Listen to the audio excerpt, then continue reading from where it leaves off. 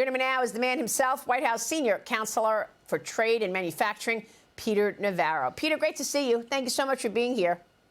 Good morning, Maria. Great to be with you. I know you've got another op-ed coming out soon this week on the Russia collusion and this last 10 years of scandals. But let's start with India and their, what you say, funding Putin's war machine. How are they doing it, Peter? There's a general perception that somehow India needs Russian oil to basically power its domestic economy, but that's just wrong. If you go back to when Russia invaded Ukraine back in February of 2022, India didn't buy virtually any Indian oil, almost zip. I mean, it's like 1%, right? So Russia invades, and then you immediately see this surge of oil purchased by India. So you ask yourself what's going on, and what's going on is the Russian refiners got in bed with the Indian refiners.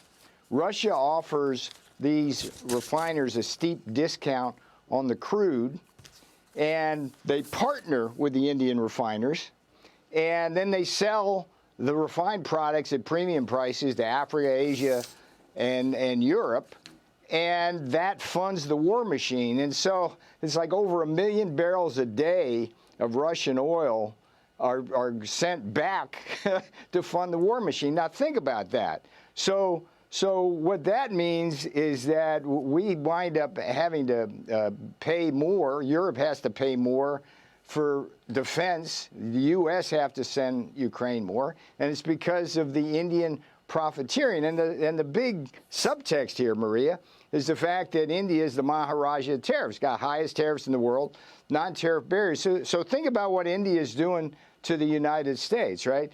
It steals our jobs. It slows down our growth with their unfair trade practices. Okay, so we take a hit there. And then when it gets into this profiteering scheme with Russia to send oil to basically the Kremlin laundromat for their crude oil, basically it forces U.S. taxpayers to pay more to help Ukraine in the war. So it's just insanity. Look, there's a lot of roads that run to peace, and President Donald J. Trump is the most incredible peace president we've ever seen.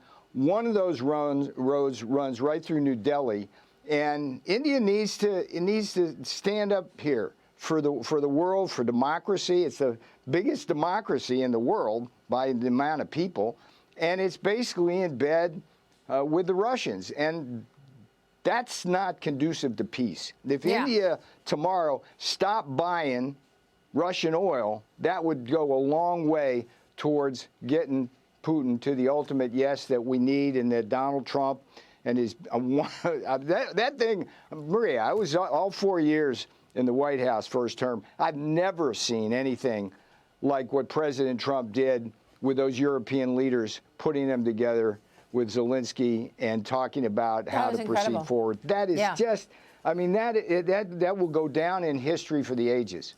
But, I mean, look, Peter, it doesn't look like India is going to stop, right? I mean, you're right. The meeting was unprecedented. And finally, we're actually having the beginnings of a conversation to end this war after 4 years of no efforts, it appears. But it doesn't look, I mean, these secondary sanctions is an interesting idea. Isolate Russia until they stop. But India's not on board.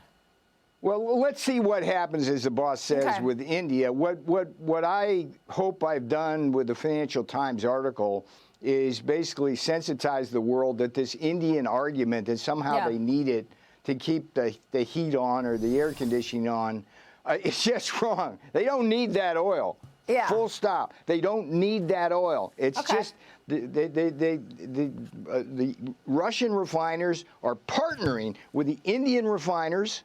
They don't create a lot of jobs. They just profiteer. So that's wrong, as is the high tariffs and non-tariff barriers and Indian charges. I mean, look, they can keep doing what they're doing, but Donald Trump is going to keep doing what he's doing, and that's going to mean the high tariffs to stop them from selling Russian oil, buying Russian oil, and high tariffs to get their trade barriers down. Let me move on. I have a couple of other things to talk to you Sure. about in terms of these 232 tariffs that we're talking about this morning. The U.S. expanding the 50% steel and aluminum tariffs onto more than 400 products, including wind turbines, cranes, appliances, EV parts, other heavy equipment. The Commerce Department calling it a crackdown on loopholes, saying that these higher tariffs will revitalize the American steel and aluminum industry. I know from U.S. steelmakers, they're delighted by this because they've been dealing with dumping of these products at much cheaper levels. But, I mean, you're also talking about unmanned aircraft systems, a lot of other goods that we weren't expecting with a 50% tariff. How do they use these loopholes to get cheap products into America and put U.S. makers at a disadvantage, Peter?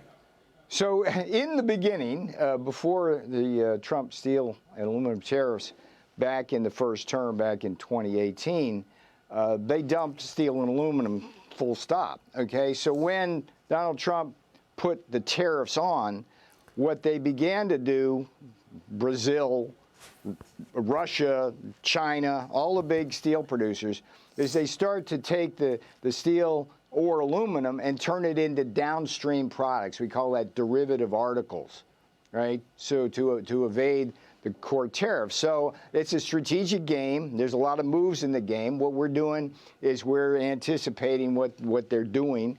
And so we basically do it that way in order to protect the industry. Remember, the goal here is to get 80% or higher capacity utilization in both our steel and aluminum industries, get new investment, particularly in the aluminum industry, which we lost several foundries during the Biden years, and that thing's on life support. We need to bring them back for national security purposes. And we can't be doing that if they get around the tariffs by just making the steel and aluminum, morphing them into derivative products. So that's what that's all about, Maria. I gotcha. All right, let me move on to what's going on in terms of the weaponization. DNI Tulsi Gabbard is removing the security clearances of 37 current and former intelligence officials, saying that they've manipulated intelligence, as we have just learned from all of this declassification. The list includes Joe Biden's former Assistant Secretary of State for Intelligence and Research, Brett Holmgren, former Principal Deputy Director of National Intelligence, Stephanie O'Sullivan. She's being accused of being involved in the 2016 Obama-era probe of collusion between Russia and President Trump, of course, which was a complete made-up story by Hillary Clinton's team. I want to get your take on this last 10 years of really scandals and efforts to take down President Trump. And when I spoke with Ed Martin over the weekend, he, of course, is the head of the weaponization unit at the DOJ. He said, Peter, it's a lot of the same people. Those same people who tried to do you in, okay, and sent you to prison, those people who came up with these lies about President Trump, they're still out there trying to take down President Trump, and it went from scandal to scandal, including January 6th. Watch this. Here's Ed Martin. Watch. We know the birthday of the Russia hoax. It's December 8th, 2016, where the Obama administration, including Obama, said, don't put the truth out, lie. And then we had the Russia hoax that went on for 10 years. And every time they get in trouble, meaning the deep state and others, they throw another hoax out. And all we're doing at DOJ and all we're doing across the government is saying, get the truth out. When you're a liar, you lie not just on one thing. When you're a cheater, you cheat not just on one thing. When you're doing corruption, you generally don't just do it on one thing. So we have that's our what we're asked to do as prosecutors. It's always the same. The same people on December 9th, 2016, in the Situation Room in Obama's White House are playing the same game all these years. That's unbelievable. Peter, you lived it. It impacted your life severely. What can you say?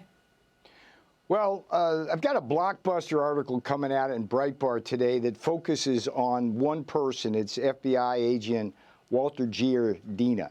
And he's the guy that arrested me at Reagan and perp walked my fiance, put me in handcuffs, leg irons. Wow. And he got fired, good for Kash Patel, a couple of weeks ago. The media's trying to make him a martyr. But here's what's so interesting. He's the thread that takes us across the entire arc of the attacks on Donald Trump and his associates from 2016 all the way right up to the day that guy got fired. And it starts with the Steele dossier. I don't know if you know this, Maria, but this guy, Walter Giardina, was one of the FBI agents who greenlit the Steele dossier after he read it and said, yeah, that's okay, go forward. And that, of course, begat Crossfire Hurricane. And at the same time, you had another operation. It was called Crimson River, renamed Red Masari. And that one falsely accused the Trump campaign of receiving $10 million from the Egyptian government. It was a total fraud. But Giardina was at the center of that. And then Giardina went to the Mueller report. He served on that.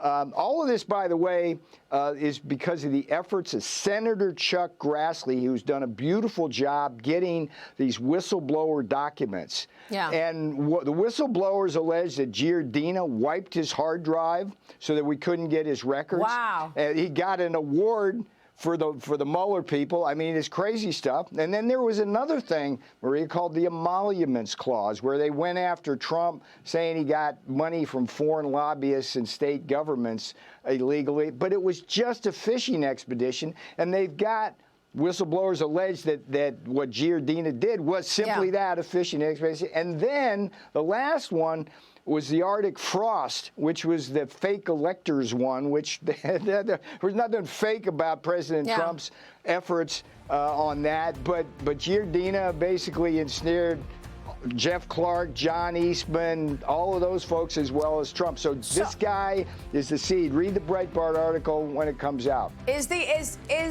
the accountability him getting fired, or are we going to see something more than that? I mean, they have destroyed people's lives. I call for a full investigation of this guy and everybody else I name: Obama, Clinton, Comey, Page, Strzok, Brennan, Clapper, all the way down the line. And Ed Martin, that man is a bulldog, and he's going to get to the bottom. I love Ed Martin. He's going to get to the bottom of it. Well, I mean, I enjoyed the conversation we had on Sunday, and he also made the point that January 6th and everything they did around January 6th was an effort to shut down any speech or conversation about 2020 and the election. So we're going to follow his work for sure, and yours as well. Peter, great to see you. Thank you, sir.